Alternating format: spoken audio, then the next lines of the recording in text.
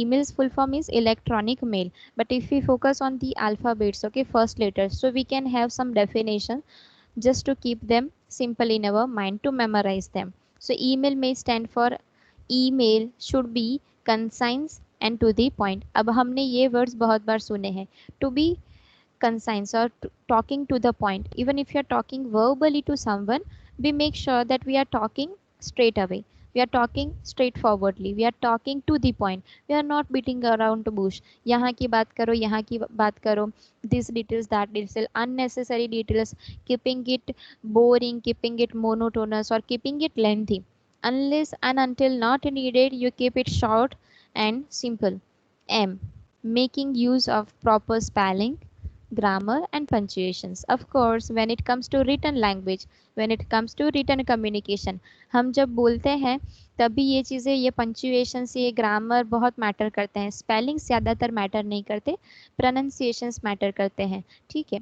पर जब हम बोलते हैं तब भी हम पॉजेज लेते हैं.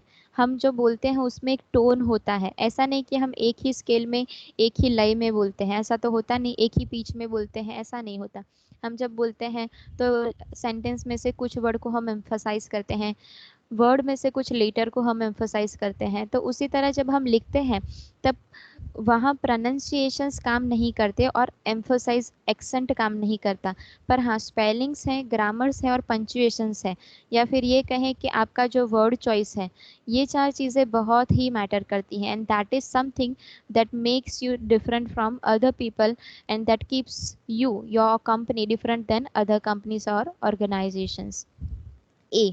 Always answer swiftly. That means answering people with courtesy, mildly, with modesty. Be it any. कई बार ऐसा होता है कि मेल में बहुत सारी कंप्लेंट्स का आना कस्टमर से, ठीक है, या फिर आपने कोई सर्विस प्रोवाइड की है, आपको उसका कोई नेगेटिव फीडबैक मिलता है, या फिर किसी को आपने किसी भी तरह का कम्युनिकेशन किया है तो उनका रिस्पांस या फिर उनका कोई भी इनिशिएटिव या फिर कोई ऐसा एक्शन या कोई अप्रोच जो आपको पर्सनल लेवल पर या फिर प्रोफेशनल लेवल पर अच्छा ना लगे, तो केस कोई भी हो, क्योंकि जब चीज़ें पॉजिटिव हमारी तरफ आती हैं तो हम अच्छे ही होते हैं, कर्टसी ही होती हैं, स्वीटनेस ही होती है. पर जब चीज़ें बीटर होती हैं, नेगेटिव होती हैं, क्रिटिकल होती हैं, तब हमें हमारा प्रोफेशनलिज्म ज़्यादा यूज़ करना पड़ता है, जो कर्टसी से शुरू होता है. I. Including your signature. Now, how to include your signature? We are going to practice that, and many of you would be knowing that well if you are communicating with emails. L. Learning to read the emails before you send it. अब जब कभी भी हम email के बारे में बात करें या फिर ईमेल किसी को भी भेजें तो हम सबसे पहले कंपोज ऑप्शन में जाएंगे, ठीक है. हम जैसे, क्योंकि हर एक के पास अपना एक ईमेल आईडी होता है, कोई ऐसा नहीं है जिसके पास फ़ोन ना हो. और आपको अगर आपका एंड्रॉयड या फिर एप्पल फ़ोन यूज़ करना हो तो डेफिनेटली आपको एक ईमेल की ज़रूरत पड़ेगी, उसके बिना सिस्टम काम नहीं करती. तो और ईमेल में सबसे अच्छी बात यह है कि वो हर जगह सिंक होता है, तो आप जितनी भी डिटेल्स अपने फ़ोन में डालते हैं या फिर वो सारी डिटेल्स वहाँ आ जाती हैं. जैसे कि आप अभी जो फ़ोन यूज़ कर रहे हैं, अगर आपने जितने भी नए कॉन्टैक्ट्स उसमें ऐड किए हैं तो आपने अपने उस जीमेल में ऐड किए हैं जो आप दूसरी बार यूज़ करने वाले हो. तो जैसे ही वो अपना ईमेल आप साइन इन करोगे नए फ़ोन में तो सारे वो कॉन्टैक्ट, सारी डिटेल्स, सारी एप्लीकेशंस आपको हाईलाइट हो जाएगी. सो that is plus point. So that means we need not to keep certain things in our mind. Okay, it's our email ID that keeps everything. और आप जितनी भी एप्लीकेशंस हैं, जितने भी गेम्स हैं, सॉफ्टवेयर है, जहाँ पर भी आपने अपना एक ईमेल आईडी यूज़ करके रखा है तो वो हमेशा सिंक रहेगा, हमेशा कनेक्टेड रहेगा. So that is one way to protect your applications, datas and softwares. Another is when we'll be trying to communicate via emails, then there are certain things that we shall be keeping in our mind, starting from appropriateness, bulleting, editing, language, planning, proofreading it, subject line focus and tone of our language. Some do's and don'ts. हम पहले do's and don'ts discuss करते हैं, फिर practically practice भी करेंगे. Be very specific with the use of bold, italic and underline font size. अब जब कभी भी हम सॉफ्ट कॉपी में कुछ भी लिखते हैं, जैसे कि किसी को लेटर लिखना है, टाइप करना है, या फिर अपना एप्लीकेशंस लिखना है, कोई डॉक्यूमेंट रेडी करना है, कोई नोटिस निकालनी है, सर्कुलर लिखना है, कुछ भी हो या फिर ईमेल हो, तो हम ज़्यादातर जब लिखते हैं तो हम क्या करते हैं, हमारा एक अंडर इम्प्रेशन होता है कि ये वर्ड, ये सेंटेंस इंपॉर्टेंट है, बाकी का शायद नहीं है, ये वर्ड है नहीं है। तो हम जो हमारी नज़रिए से इम्पॉर्टेंट होता है उसको हम बोल्ड करते हैं, अंडरलाइन करते हैं, अलग कलर में रखते हैं, फॉन्ट साइज चेंज करते हैं, फॉन्ट कलर चेंज करते हैं। तो ये सारी चीज़ें करते हैं। हम क्यों करते हैं? क्योंकि हम उसको हाईलाइट करना चाहते हैं, हमारे नज़रिए से वो इम्पॉर्टेंट है, या फिर हम चाहते हैं कि रीडर उसके पर फोकस करें, ज़्यादा ध्यान दें। ओके, पर ये चीज़ें ज़्यादातर ईमेल में नहीं करने हैं, क्योंकि सबसे पहला रूल हमने सबसे पहली लाइन पढ़ी वो क्या थी? Keeping it simple and concise. That means हो सके उतना छोटा रखना है मैटर को। अब वो भी एक स्किल है, जैसे कि बहुत सारी चीज़ें डिस्कस करनी है, या फिर कंपनी की कोई पॉलिसी है जो आपको नोट डाउन करके एक पॉलिसी फ्रेम करनी है, तो बहुत सारे पॉइंट्स हैं जो आपको लिखने हैं। तो आप ऐसे 3-4 पॉइंट अलग अलग लिखते हैं, पर अगर आपकी लैंग्वेज स्किल्स अच्छी हैं, अगर आपकी मैनेजमेंट स्किल्स अच्छी हैं, तो आप 4 पॉइंट्स को एक पॉइंट्स भी बना सकते हैं, एक पॉइंट में, एक लाइन में, एक सेंटेंस में भी लिख सकते हैं। अगर क्लैरिफिकेशंस की ज़रूरत हो तो बुलेटिन्स आप सब बुलेटिन्स करके लिख सकते हैं, पर ज़्यादातर अगर जहाँ तक हो सके वहाँ तक उसे उतना छोटा, नंबर वन, हो सके उतना कॉन्साइंस, एंड सेकेंड, हो सके उतना सिंपल रखे। कई बार ये होता है कि हमारी लैंग्वेज काफ़ी अच्छी होती है, तो हम अपनी लैंग्वेज स्किल्स, अपने वॉकेब की स्किल्स, अपने वॉकेब का कमांड अपनी राइटिंग स्किल्स में दिखाने की कोशिश करते हैं। अच्छी बात है, पर वो ज़्यादातर मैं कहूँगी, I would suggest it for that you can keep it for speaking skills, okay, for public speaking.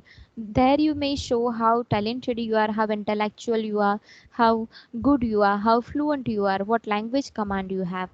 But when it comes to written language, when it comes to writing skills, because it is all about communication between you and some other party, some other people, some other person, okay, or there might be some group and other company as well. So when you are communicating from this end to the another end, you will make sure that you are keeping the things short and you are keeping the things simple in terms of language. मतलब कि ना ही इतने heavy कोई words, ज़्यादा technical words use करना, या फिर phrase use कर कर उसको गोल गोल घुमाना, या फिर सिंपल कहा जा सकता है, फिर भी आप 3-4 वर्ड को कंबाइन करके उसको कॉम्प्लिकेट कर रहे हैं। तो ये दूसरी चीज़ है जो आपको नहीं करनी है। So first is consciousness, second is simplicity.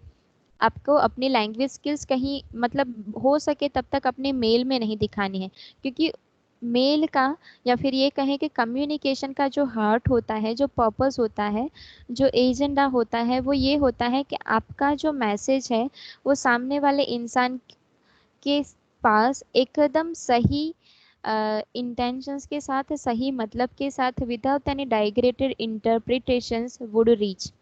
That is important. In simple, if I say, it's important, it's most important to get it interpreted properly or intentionally the way you want it to be interpreted. It should not have so many windows of interpretations. Okay, so I'll be keeping this in a mind. So no need to go for extra different font style, size and coloring. Keep it simple, क्योंकि आप जो भी लिखते हैं उसका एक एक word, एक एक सेंटेंस इंपॉर्टेंट ही है। Paragraph and line spacing should be legitimate and usually appealing.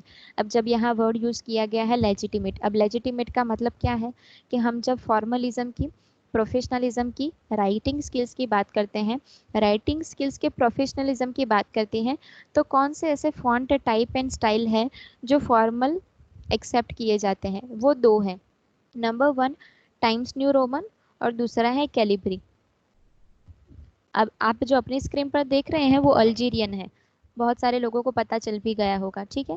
पर जब आप कोई भी डॉक्यूमेंट ऑफिशियली कम्युनिकेट करते हैं, जैसे कि वर्ड फाइल लिखना और फिर मेल में अटैच कर देना, या फिर मेल के बॉक्स में ही, ड्राफ्ट बॉक्स में ही फ़ॉन्ट पर टाइप करना, ड्राफ्ट बॉक्स में टाइप करना, तो वो जो फ़ॉन्ट स्टाइल है वो ज़्यादातर आप टाइम्स न्यू रोमन या फिर कैलिब्री या फिर सेंस सेरिफ होती है मेल में ज़्यादातर, विंडो 9 तक तो होती हैं, 10 तक, तो आप वो यूज़ कर सकते हैं। और जो पॉइंट और जो स्पेसिंग है that is usually 1.5 in letter, okay, in word document. If it is mail you can keep it maximum 1.0।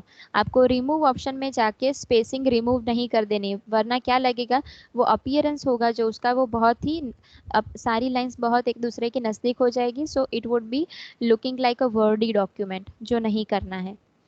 Reading the email thrice before you send it. अब हम जो लिखते हैं उसे हमें 3 बार पढ़ना है तो पहली बार हम करते हैं उसको हम ड्राफ्टिंग बोलते हैं टेक्निकली, दूसरी बार जो हम करते हैं उसको रीडिंग बोलते हैं, and third time it is proof reading. तो हम जब कभी भी कुछ डॉक्यूमेंट रेडी करते हैं तो आपके माइंड में जितने भी पॉइंट्स हैं, जितने भी चीज़ें आपको लिखनी है कि इंक्लूड करनी है कि कवर करनी है, वो सारी चीज़ें रफली आप पॉइंट आउट कर लीजिए, कहीं पर भी लिख दीजिए, अपने डॉक्यूमेंट पर लिख सकते हो। एक बार उसका जोटिंग डाउन खत्म हो जाता है उसके बाद आपको आपको दूसरा स्टेप लेना है। वो दूसरा स्टेप क्या होगा, आपको सारे पॉइंट्स की सीक्वेंस रेडी करनी है कि ये पॉइंट पहला ही होना चाहिए, ये दूसरा, ये तीसरा, ये चौथा। ये सीक्वेंस आप जैसे ही रेडी करेंगे आपका फोकस लैंग्वेज पर भी जाएगा और होना चाहिए कि ये चीज़ें इस तरह से कह सकते हैं, इस तरह से नहीं। और ये सारी प्रोसेस सेकेंड स्टेज पर ख़त्म हो जाती है। उसके बाद आपको लास्ट में एक बार प्रूफ रीड करना है। अब प्रूफ रीडिंग में कितनी चीज़ें आती हैं। Number 1, grammatically you check it. Number 2, standard English. Okay, मतलब कि जैसे कि कलर का स्पेलिंग है तो COLOUR एंड COLOR दोनों ही। तो आप कौन से स्टैंडर्ड इंग्लिश में UK USA कौन की तरफ जाना चाहते हैं ये मेक श्योर करना है। हो सकता है कि कई बार कुछ ऐसे स्पेलिंग्स होते हैं जो सही होते हैं फिर भी उसके नीचे रेड लाइन आती है, तो that is all about this standard English. Okay, another is your computer would not help you to choose this word to that word. It would not help you to replace some word to the another one. It won't give you synonyms option unless and until you doesn't go unless and until you don't go for a right click. Okay, जैसे कोई word पर right click करोगे तो synonyms मिल जाते हैं, या फिर अगर स्पेलिंग गलत है तो उसका ऑप्शंस भी मिल जाते हैं। पर ये चीज़ें होती हैं, इसके अलावा कंप्यूटर आपको ऑप्शंस नहीं देगा कि आप इसकी जगह ये यूज़ कर सकते हैं। जैसे कि विल की जगह वुड यूज़ कर सकते हैं, थैंक यू की जगह थैंकिंग यू यूज़ कर सकते हैं। तो ये सारी चीज़ें नॉलेज स्किल्स की हो गई। तो इसके लिए आपको प्रैक्टिस चाहिए, और इसके लिए आपका पूरा डॉक्यूमेंट जब रेडी हो जाता है तो आपको अपने ही डॉक्यूमेंट को एक रीडर की तरह, एक रिसीवर की तरह पढ़ना है। तो आपको अपना रोल चेंज करना है, आपको ये इमेजिन करना है कि आप उसको रिसीवर की तरह पढ़ रहे हो, तो ही आपको आपके लूप होल्स, आपके ड्रॉबैक्स, आपकी लैंग्वेज समझ में आएगी।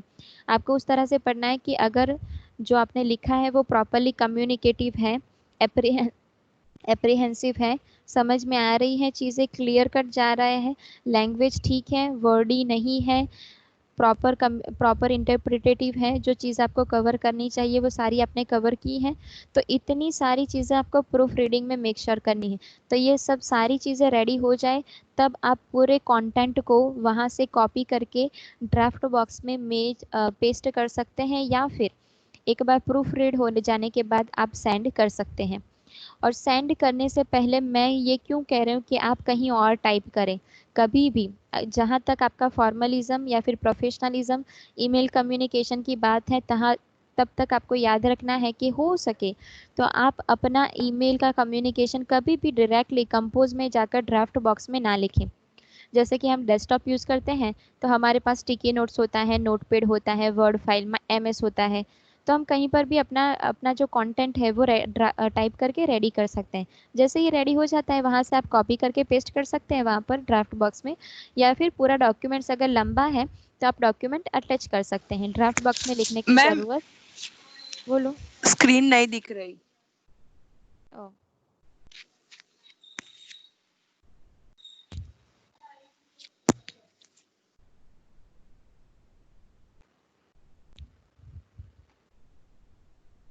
is that visible?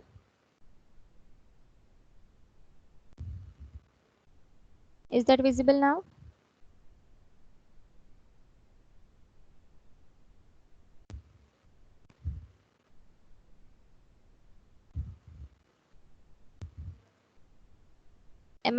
I am asking you, is that visible now?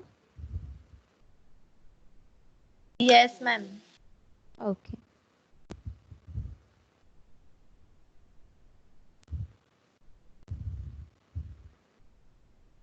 So it's very important because we know that what we are communicating is one way. It is always email etiquettes are on one hand, it is one way. आप जब उनको mail send करने वाले हैं तभी वो available होंगे नहीं होंगे, we are not very sure. And when it comes to telephonic etiquette, telephone में हम जब बात करते हैं तो जो 10 डिजिट का जो नंबर होता है वो अगर आगे पीछे ऊपर नीचे हो जाता है तो रॉन्ग नंबर लग जाता है। और अगर किसी को कुछ कह दिया है, कुछ रह जाता है, तो हम तुरंत कॉल करके बता सकते हैं। या फिर हम जब डायल करते हैं नंबर, तो दूसरे मोमेंट अगर हमारे दिमाग में कुछ ख्याल आता है, तो हम अपने फ़ोन कट कर सकते हैं, डिस्कनेक्ट कर सकते हैं, या फिर अपने आप को जैसे ही हम लाइव हैं, जैसे ही हम लाइव हैं, तो हम अपने आप को जस्टिफाई कर सकते हैं, करेक्ट कर सकते हैं। ईमेल का क्या है, आप जैसे ही एक बार वो सेंड बटन क्लिक कर देते हैं, आपका ईमेल चला जाता है। And this way of communication, this medium, this platform of communication is considered the most formal one, the most formal one than any other one. Okay, तो यहाँ आपके justification के chances almost nil है।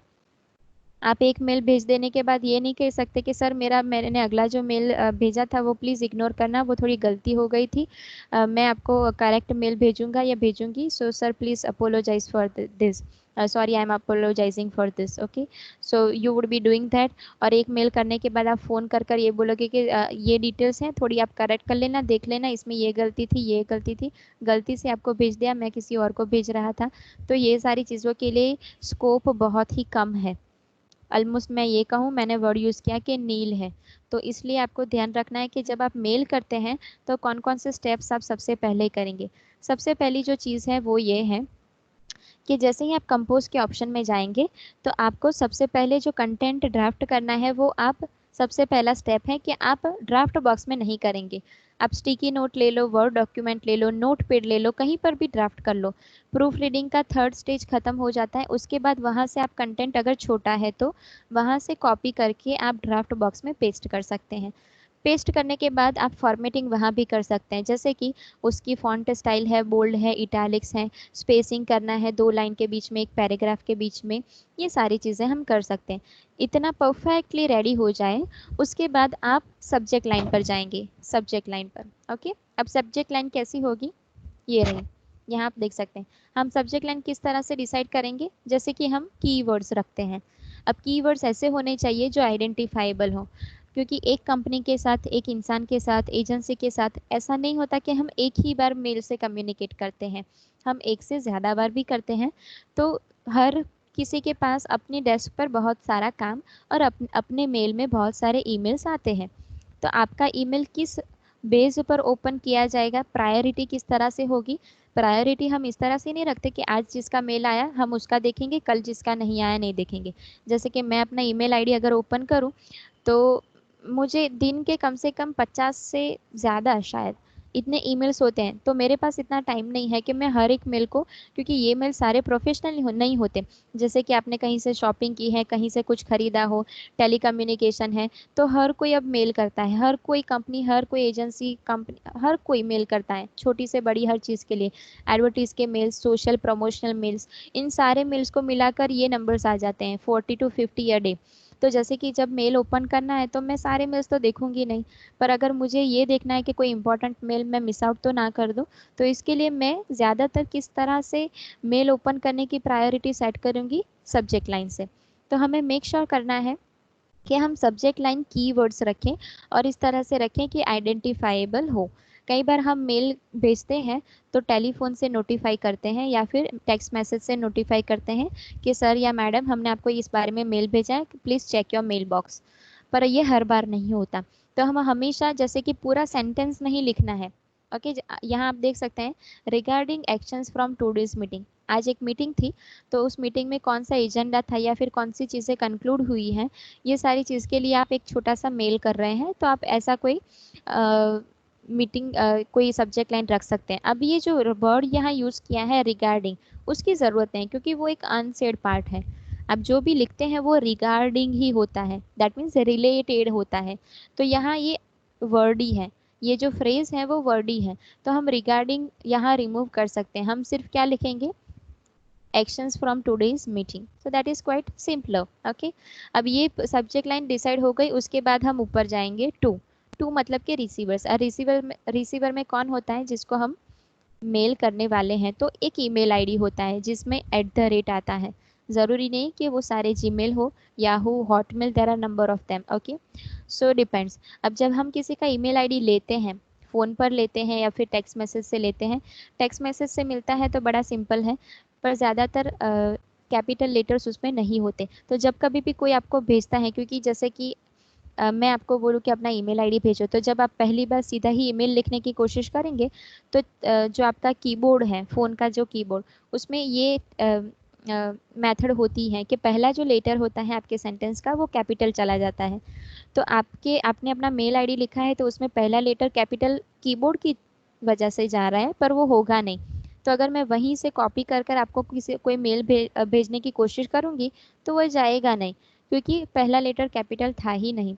तो जब कभी भी आप किसी को मेल करते हैं तो मेक श्योर करें कि वर्किंग मेल ही भेजें, आप कोई टाइपो एरर नहीं होना चाहिए। उसी तरह जब आप किसी का मेल रिसीव करते हैं टेक्स्ट में, अगर उसमें कोई कैपिटल वर्ड आपने देखा है तो मेक श्योर करें, कंफर्म करें कि सर या मैडम इसमें ये कैपिटल ही है, हैशटैग है, कोई कोलन है, कोई पंक्चुएशन मार्क है, जिस तरह से स्पेसिंग नहीं होती। ईमेल का एक रूल है, उसमें स्पेसिंग नहीं होती। ठीक है, आप स्पेस वाला कोई ईमेल आईडी बना नहीं सकते, तो उसमें स्पेसिंग के विदाउट ही होता है। तो अगर कोई ऐसी डिस्क्रेपेंसी है तो मेल लेते वक्त कंफर्म कर लेना है। ये दूसरी चीज़ है। तीसरी है, कुछ ऐसे फीचर्स हैं मेल के जो शायद आपको पता हो शायद ना हो। जैसे कि टू टू कौन होता है? जिसको हम मेल भेजते हैं, मतलब कि रिसीवर ही होता है। उसी तरह दूसरे दो रिसीवर्स होते हैं मेल में। Number two, number one is to, number two is CC and number three is BCC. अब मैं अपना कर्सर यहाँ घुमा रही हूँ, अगर आपको दिखे तो दिख रहा है यहाँ पर add CC and add BCC to के नीचे। तो सीसी एंड बीसीसी दोनों ही रिसीवर ही होते हैं। तो जब हम टू में आप ये जो टू है उसमें आप जैसे ही कॉमा डालोगे या फिर एंटर अपने एक ईमेल आईडी लिख दिया, जैसे कि यहाँ है johndoc@gmail.com, ये लिख दिया। अब यही मेल मुझे 50 लोगों को भेजना है। कितने लोगों को? 50 लोगों को। मैं एक साथ ही भेज सकती हूँ। हम व्हाट्सएप पर जैसे ग्रुप बनाते हैं उसी तरह हम ईमेल के भी ग्रुप बना सकते हैं, कि अगर मैं चाहूँ कि आप लोग TY BBA जनरल में हैं तो मैं सारे स्टूडेंट्स की ईमेल आईडी ले लूँ और वन गो में, अगर मैं सारे स्टूडेंट्स को एक ही गो में एक ही मेल से एक ही डॉक्यूमेंट भेजना चाहती हूँ, तो मुझे सारे 72 स्टूडेंट्स को भेजने की ज़रूरत नहीं है। मैं आपका ग्रुप ईमेल आईडी अगर बनाना चाहती हूँ तो बना सकती हूँ और आप लोगों को ऐड कर दूंगी उसमें, तो मेरे एक ही ईमेल में सारे ग्रुप में सारे 72 स्टूडेंट्स को वो मेल चला जाएगा। तो ये भी आप कर सकते हैं अगर आप कंपनी में काम करते हैं। आपके जो एम्प्लॉयज़ हैं, टीम मेंबर्स हैं, प्रोजेक्ट लीडर्स हैं, जितने लोगों को आप चाहे ऐड रिमूव कर सकते हैं बारी बारी से। ठीक है, ये एक वन वे है। दूसरा ये है कि जब मैं ये कहती हूँ कि एक साथ हम 50 से ज़्यादा लोगों को भी, चाहे उतने लोगों को हम टू में ऐड कर सकते हैं। आपको जैसे ही एक ईमेल आईडी खत्म हुआ एंटर डालोगे तो वो कंबाइन सिंक हो जाएगा। ओके, अगर उसमें कोई गलती है तो रेड कलर का एक बॉक्स क्रिएट हो जाएगा, that means email ID is incorrect. और कई बार ये होता है कि आप जब ईमेल भेजते हैं तो वो आपके आउट बॉक्स में ही रहता है, अगर वो सेंड नहीं हुआ है तो कोई भी रीज़न से, टेक्निकल रीज़न से। पर अगर ईमेल आईडी ही गलत है तो मेल जाएगा ही नहीं। अगर उसी तरह का कोई एक्टिव ईमेल आईडी है, जैसे कि यहाँ है जॉन डॉक, पर कोई जॉन करके कोई इंसान है जिसका ईमेल आईडी एक है जॉन डॉक्स करके, DOCS करके, पर मैंने गलती से एस लिख दिया, तो अब ऐसा एक ईमेल आईडी एग्जिस्ट करता है तो डेफिनेटली मेल चला जाएगा। किसको? जॉन डॉक को नहीं, जॉन डॉक्स को। तो मुझे ये ध्यान रखना है कि अगर एक्टिव ईमेल आईडी है और मैंने डाला है पर उस इंसान का नहीं डाला जिसके साथ मैं कम्युनिकेट करना चाहती हूँ, तो वो उसको नहीं जाएगा, कहीं और चला जाएगा। पर अगर गलत है, एग्जिस्ट ही नहीं करता वो ईमेल आईडी, तो नोटिफिकेशन मिलेगा आपको रिटर्न में that the mail couldn't be Saint.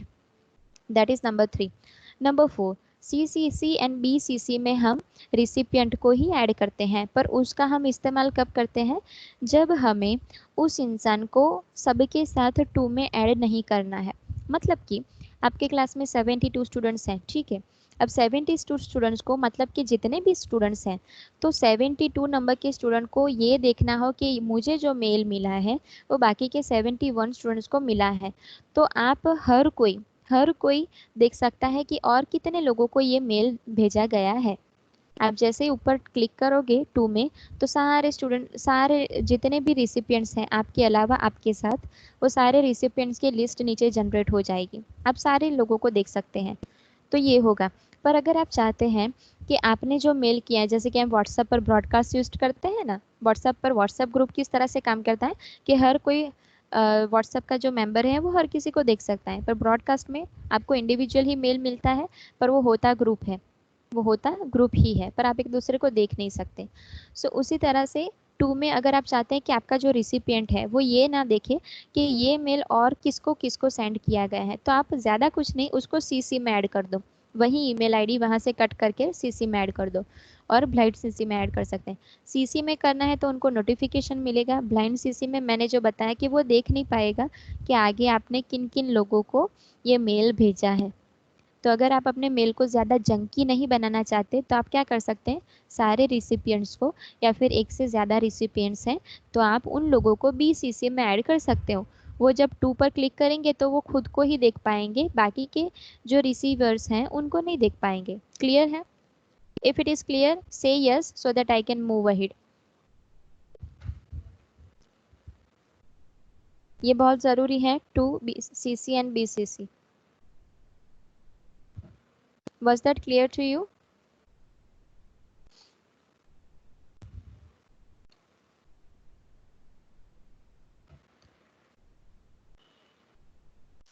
Yes, ma'am.